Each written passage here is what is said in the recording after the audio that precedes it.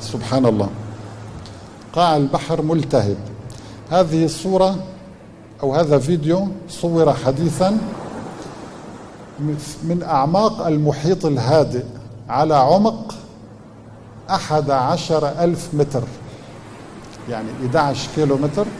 هذه نيران تتدفق من قاع المحيط بسبب أن الطبقة الأرضية التي تحت البحر ملتهبة. يقول العلماء كل بحار الدنيا تقبع فوق طبقة نارية ملتهبة تتدفق منها هذه الحمم المنصهرة.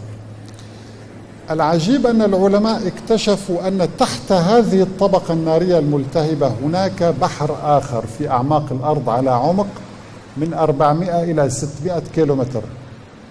هناك محيط هائل موجود على عمق 400 كيلومتر تحت سطح الأرض.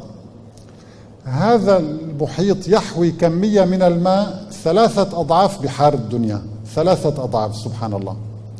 إذن ركزوا معي جيدا، أصبح لدينا البحر، ثم نار تحت البحر، ثم بحر عميق تحت النار. الحبيب صلى الله عليه وسلم قال: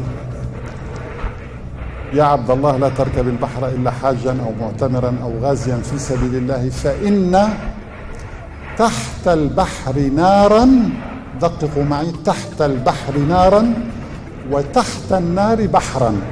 سبحان الله، دقة هائلة في وصف النبي الأعظم عليه الصلاة والسلام لهذه الحقيقة العلمية التي نراها اليوم بأعيننا. كيف يجرؤ هؤلاء الملحدون أن يدعوا أن هذا النبي عليه الصلاة والسلام ينطق عن الهوى، أو أنه اخترع دينا لنفسه، أو أنه صلى الله عليه وسلم كان يكذب على الناس؟ إذا من أين جاء بهذا العلم؟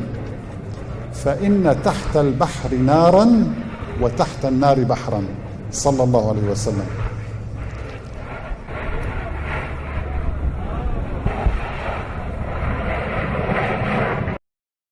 Mm-hmm.